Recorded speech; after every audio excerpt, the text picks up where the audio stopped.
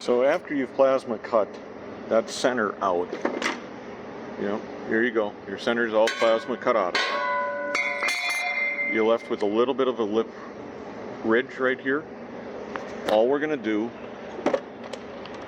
is take a flap wheel and clean that up. Not deep, not hard, just get that slag cleaned up off of there.